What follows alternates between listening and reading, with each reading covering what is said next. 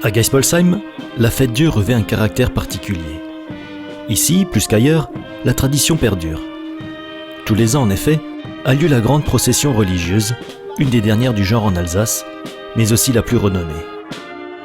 La fête-Dieu attire les foules des villages environnants et de l'agglomération strasbourgeoise, ainsi que de nombreux touristes. La musique municipale entonne la marche la plus solennelle. Les maisons sont ornées de bouquets, de tapis. Le trajet du cortège est jalonné de branchages verdoyants et le sol est recouvert de joncs ou de feuilles. Rien n'égale en couleur cette fête pieuse quand se déroule la longue théorie des jeunes filles qui suivent la procession. Les jupes écarlates, les nœuds rouges, les guimpes blanches, les tabliers et les foulards multicolores offrent un spectacle d'une merveilleuse intensité de ton, surtout lorsqu'un soleil radieux répand la gloire de ses rayons sur le village.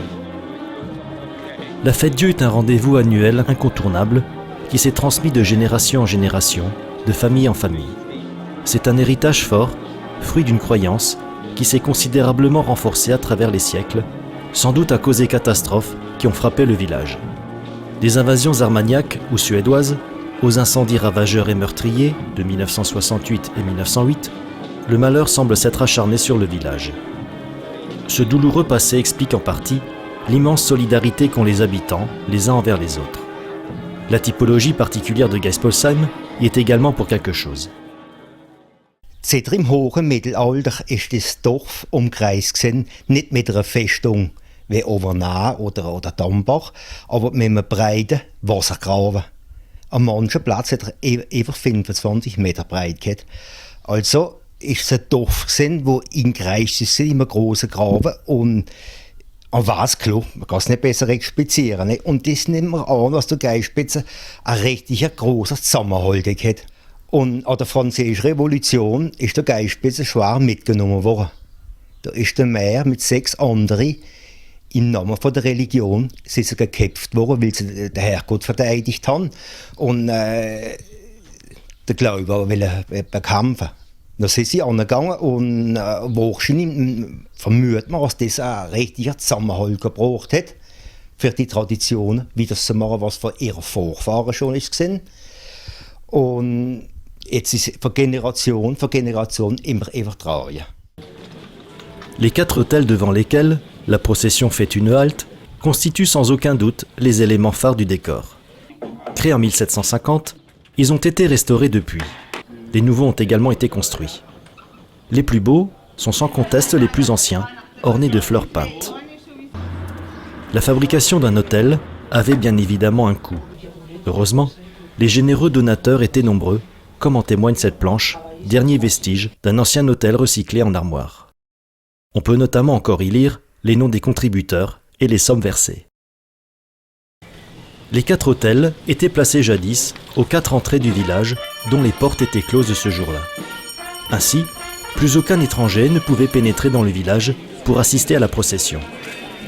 Une anecdote d'autant plus amusante, dans la mesure où, aujourd'hui, c'est tout le contraire. Il y a plus de visiteurs et de curieux que de paroissiens. On prie moins, on fait plus de photos. L'organisation d'un tel événement nécessite de longs préparatifs. Plusieurs jours de labeur pour 3 heures de fête. Les habits traditionnels tout d'abord. Autrefois, chacun portait son plus beau vêtement ce jour-là, mais pas question d'aller danser avec. Il ne fallait en aucun cas mélanger le religieux au profane.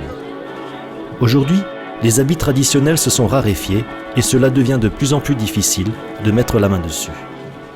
Trouver des jeunes qui voudront bien les porter n'est pas chose aisée non plus. Heureusement, des bénévoles obstinés y parviennent encore, motivés par un désir fort de garder et perpétuer les traditions.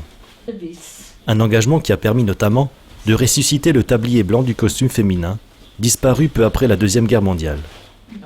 Und nach dem Krieg, wo wir wieder angefangen haben mit dem Herrgottsdag, sind die weißen Shirts nicht mehr da gewesen. Sie sind doch zu alt gewesen, sie sind kaputt gegangen, verrissen. Und noch ist Edel Colette, hat sich immer sehr interessiert dafür und hat gemacht, dass wir wieder weiße Shirts bekommen. Sie hat alles gerischt, ich habe sie genäht. 2 Jahre drauf hat es nicht mehr gelangt, haben wir noch einmal frische gemacht. Und die ganze Schicht, die sie heute noch anhaben, haben wir ich darf sagen, nach dem Curé-Brüder, ist das alles renoviert worden. Als alle richtig schön angezogen sind für den Herrgottstag.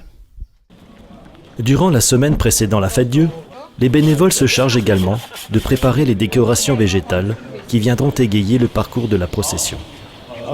Des branches d'arbres qui seront placées autour des autels, ainsi qu'aux façades des maisons, des joncs qui recouvriront la chaussée sur l'ensemble du parcours de la procession, et des pétales de fleurs qui seront disposés devant les autels et sur le parvis de l'église. C'est le jour J. Tous les acteurs de la fête sont à la tâche.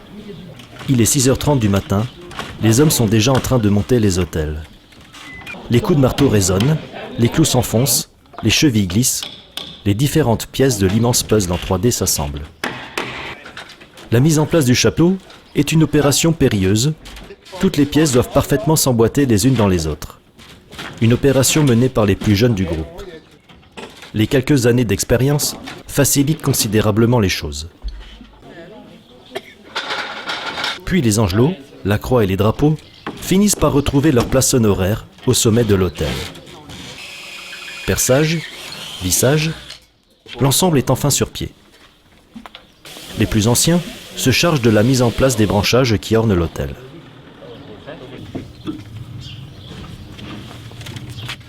Une heure 30 de labeur plus tard, le montage est terminé. Alors place aux femmes pour la décoration et la compétition.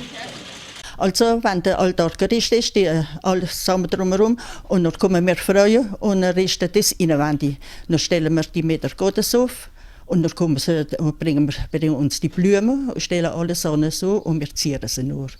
Müssen wir zuerst die Deckel da, die müssen wir anlegen und alles. Und jedes blühende Blume an den Platz stellen. Und dann bringen sie als schöne Gleiöl als noch und es ist wunderbar. Wir wehren uns, dass wir alle das Schönste haben. Ja, bis jetzt haben wir es alle das fertige Brot, aber die anderen sind auch schön. Dabei wir will jetzt nicht gerade sagen, es ist nicht schön, aber hopp. Es ist nichts zu gewinnen. Wir machen es so uns, wir machen es uns Plaisir. Und früher hat es bei uns die Mama hat schon gemacht und die Nachbarsfrauen, die älteren Leute, die sind jetzt alle neben du und jetzt machen wir es wieder. Les décorations les plus spectaculaires se situent bien évidemment aux abords de l'église Sainte-Marguerite. Il est 8h15 du matin et le lieu s'est déjà complètement métamorphosé. Devant l'autel, un parterre de pétales de fleurs, richement décoré, a remplacé le sol d'origine. Du pur travail d'artiste, condamné à devenir une œuvre éphémère. Dernière touche, mais aussi la plus délicate, qui consiste à disposer soigneusement un peu de marc de café pour former des lettres. Dextérité et minutie sont de mise. Pendant ce temps, les habitants pavoisent leur maison, donnent un dernier coup de balai, placent les statuettes des saints qu'ils vénèrent. La rue se métamorphose peu à peu, elle revêt ses plus belles parures.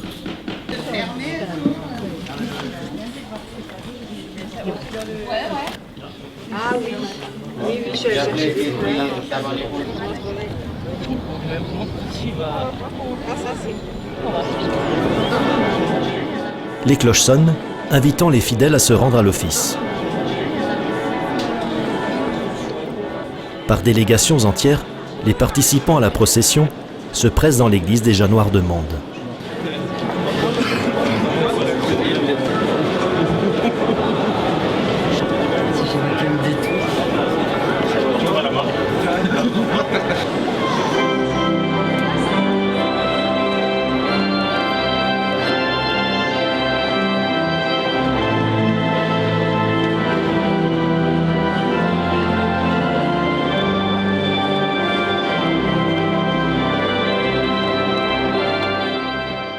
Enfin, le garde suisse et les officiants font leur entrée solennelle. La messe peut commencer.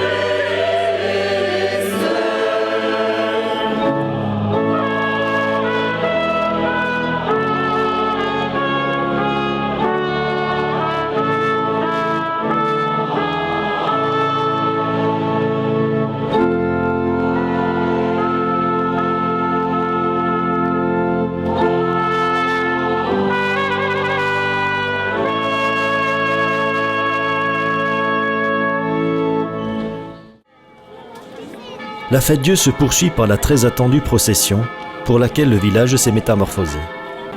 Ainsi, dès la sortie de l'église, se déploie la lente marche de la procession où les chants des cantiques alternent avec les accords bruyants de la fanfare. Les voix basses des hommes priant le chapelet se mêlent aux voix plus aiguës des femmes qui récitent les litanies.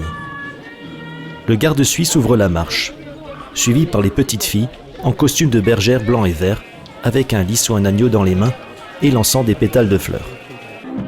Le cortège est ensuite composé de la musique municipale, de la chorale Sainte-Cécile, de jeunes hommes et de jeunes femmes en costume traditionnel portant les statues de l'église. Les pompiers entourent le prêtre du village qui se déplace sous le dais. Puis, au milieu d'une foule recueillie, l'officiant se dirige vers l'autel du haut duquel il élève l'ostensoir au-dessus de sa tête pour appeler la bénédiction céleste sur les fidèles, pendant que les tambours et clairons battent au chant. Quelques lectures des évangiles, suivies de prières, et le cortège se remet en route jusqu'à l'autel suivant. Il est impossible de ne pas être touché, de ne pas être saisi par la grandeur de ce spectacle magnifique. On a peine à imaginer les touchantes pensées qui viennent à l'esprit des participants qui veulent célébrer la gloire de Dieu. Il en a toujours été ainsi pour des générations entières de Geispolsheimois. Mais le sera-t-il encore à l'avenir? Les anciens osent l'espérer. Und das ist jetzt einmal schon so wichtig für uns kleine Kinder, wie wir sie sehen, schon gleich anfangs. Wenn wir ganz klein waren, haben wir das Lämmchen getragen. Und dann haben wir ein Lies gehabt und dann haben wir sie so nie geschafft. Ganz automatisch ist das gegangen. Ich habe eine petite fille, die will nicht so viel wissen. Nee. Aber nachbars Mädchen sind auch noch da, wie auf Mädchen, sie haben schon alles geheiratete Frauen, gell, wie partizipieren. Aber es ist noch ein Relief da. Wir hoffen, dass es noch lange wieder geht. Das hätten wir gerne. Weil es ist ein Acte de foi, wie wir porter dans les rues de Geispolsheim, le jour de la fête Dieu.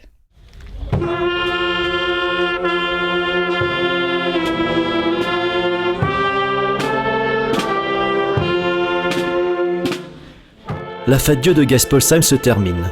La vie quotidienne reprend ses droits. Les stigmates de ce jour solennel disparaissent peu à peu. Le démontage des autels s'opère rapidement et bientôt, ils iront rejoindre leur emplacement poussiéreux pour une énième hibernation, avec l'espoir d'être à nouveau, dans un an, l'objet de toutes les attentions. Pour finir sur une note métaphysique et poétique, nous dirons simplement que les autels, à l'instar des prières, se remontaient vers le ciel.